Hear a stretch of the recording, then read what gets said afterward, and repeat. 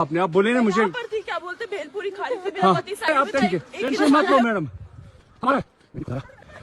कहाँ पे आपका बेटा भाई आज मु आपन को गोटे एमिति टॉपिक विषय रे कहबी मे भी आपण आगर जानी सारी थिबेनी नहले आपण थंबनेल देखिकी बुझी सारी थिबे जे मु को विषय रे कहबा को चाहूची। भाई धर्म को नहीं कि भारत रे विवाद देखा देबा किछि नुआ कथा नुहे, किंतु यार एक नूतन एग्जांपल साजिछि कश्मीर रो पहलगाम। तो हाँ भाई, भारतर स्वर्ग कह जाउथिबा कश्मीर एबे रक्तर भूमि पलटिछि। जितेबेले भी आम कौन सी जगह जावाई प्लां करिथाउ सर्वप्रथम आम मन को आसए काश्मीर, कहीं कश्मीर रे रही बरफ चादर रे घोड़ाई पहाड़ गुड़िक ता सहित सबुज परिवेश और झरणा गुड़िक पर्यटक मानक निज प्रति आकर्षण करिथाए। सेथिबाई प्रत्येक वर्ष हजार हजार पर्यटक काश्मीर बुलिबा जाइथांती। किंतु सेही भली स्थान रे एक एमिति इंसिडेंट होईछि जहाँ सारा भारतवासी को छाती धराई देछि। जितेबेले काश्मीर आरू भैली पहलगाम ठारे टूरिस्ट माने मौज मस्ती करुथिले, सेतेबेले दिन दी पहर बेले तीनोटी पाकिस्तानी आतंकवाद सेटारे प्रवेश करथिले। तापरे गोटे कपल बसथिले गोटे जगार, तांको पाखकु जाइकी पचारिले जे तमर धर्म कौन। यह शुणी युवकटी मजाक बोली भाविकी कहिथिले जे से धर्मर हिंदू बोलिकी। से हिंदू कहिबा मात्रे तांको सेही ठारे गुली करिकी हत्या करा जाइथिला।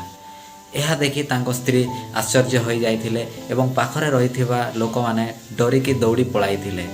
सेमाने जेतेबेले अन्य माननको पाखकु जाइकी पचारिले जे तम धर्म कौन, से माने डरिकी निज धर्म को लुचाइथिले और लुचेइबा मात्रे सेमाने सेमानको पेंट काढिकी चेक करिथिले। काहेकि ना आपण माने जानिथिबे जे मुस्लिम संप्रदाय रे गोटे परंपरा रहिछि जे से माने जन्म होला परे तांको प्राइवेट पार्ट को अधा काटी दियंती। तो सेतिपाई पेंट काढ़ी चेक करथिले। आ जेतेबेले से माने जानिबा को पाइले से माने मुस्लिम नहंती हिंदू बोली, सेतेबेले सेही सांगे सांग से मान को हत्या कर देइथिले। मैक्सिमम 27 लोक निजर प्राण हराइथिले।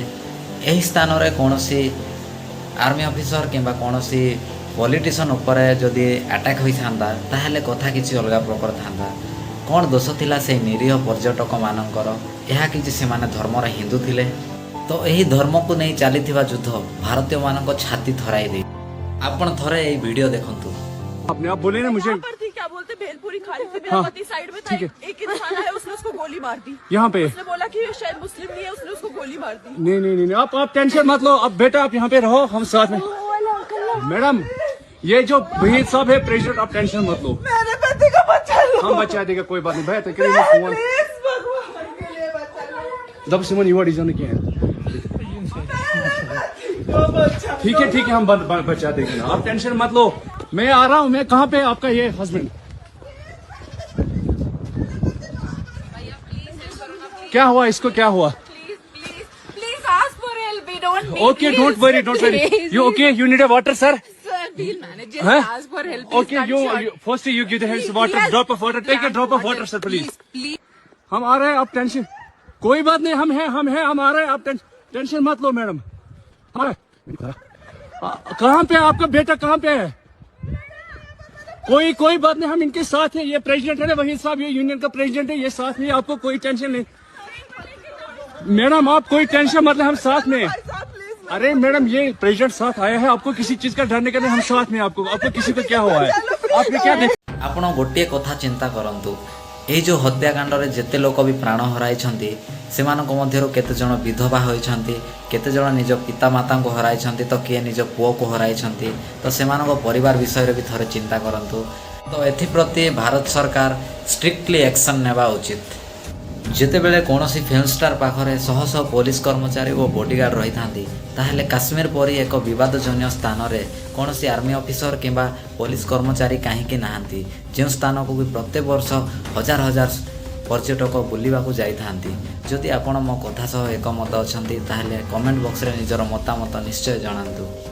यही घटना पर भारत और पाकिस्तान मध्य रही इंडस वाटर ट्रिटी द्वारा भारत दे जो नदी सब जाऊला पाकिस्तान को, से नदी को भारत सरकार बंद करिसेंती।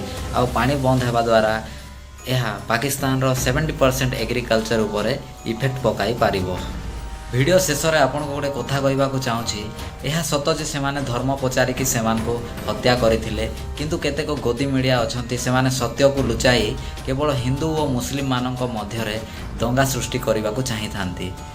ସେମାନେ ଏହା କେବଳ ଦେଖାଇବାକୁ ଚାହାନ୍ତି ଯେ ମୁସଲିମ ମାନେ ହିନ୍ଦୁ ଧର୍ମକୁ ଘୃଣା କରନ୍ତି, କିନ୍ତୁ ସେମାନେ ଏହା କେବେ ଦେଖାଇ ନଥାନ୍ତି ଯେ ପେହେଲଗାମର କେତେକ ମୁସଲିମ ଲୋକମାନେ ମଧ୍ୟ ଟୁରିଷ୍ଟମାନଙ୍କୁ ବଞ୍ଚାଇବାରେ ଲାଗିଥିଲେ ଓ ଏହି ବଞ୍ଚାଇବା ଜାଗାରେ ଜଣେ ମୁସଲିମ ଯିଏକି କାଶ୍ମୀରର ପେହେଲଗାମର ଜଣେ ଅଧିବାସୀ, ସେଇଟିର ଜଣେ ମୁସଲିମ ଯିଏକି ସାୟଦ ଆଦିଲ ହୁସେନ, ସେ ଜଣେ ଟୁରିଷ୍ଟକୁ ନେଲା ବେଳେ ସେ ମଧ୍ୟ ପାକିସ୍ତାନୀ ଆତଙ୍କବାଦୀମାନଙ୍କ ଗୁଳିରେ ନିଜ ପ୍ରାଣ ହରାଇଥିଲେ। ସେମାନେ କେବେ ଏହାକୁ ଦେଖାଇବେନି ନ୍ୟୁଜ୍ରେ, ସେମାନେ କେବଳ ଦଙ୍ଗା ସୃଷ୍ଟି କରିବାକୁ ଚାହିଁଥାନ୍ତି। ଭାରତ ସ୍ୱାଧୀନତାର 78 ବର୍ଷ ପରେ ମଧ୍ୟ ଧର୍ମଯୁଦ୍ଧର ସମାପ୍ତି ହୋଇପାରିଲା ନାହିଁ। 2019ର ପୁଲୱାମା ଆଟାକ୍ ଯେପରି ଇଣ୍ଡିଆନ୍ସମାନଙ୍କ ପାଇଁ ଗୋଟେ ବ୍ଲାକ୍ ଡେ ହୋଇକି ରହିଗଲା, ସେହିପରି 2025ର ଏହି କାଶ୍ମୀର ପେହେଲଗାମ ଆଟାକ୍ ମଧ୍ୟ ସମସ୍ତଙ୍କ ପାଇଁ ଗୋଟେ କଳା ଦିବସ ହୋଇ ରହିଯିବ। ଯଦି ଆପଣ ମୋ କଥାରେ ଏକମତ ଅଛନ୍ତି ତାହେଲେ ନିଜର ମତାମତକୁ କମେଣ୍ଟ ବକ୍ସରେ ନିଶ୍ଚୟ ଜଣାନ୍ତୁ। ଆଉ ଯେଉଁମାନେ ବି ଆମ ଭାରତ ପାଇଁ ଶହୀଦ ହୋଇଛନ୍ତି ସେମାନଙ୍କ ପାଇଁ ଥରେ ଜୟ ହିନ୍ଦ ବୋଲି ନିଶ୍ଚୟ କମେଣ୍ଟରେ ଲେଖନ୍ତୁ। ରହିଲି, ଜୟ ଜଗନ୍ନାଥ।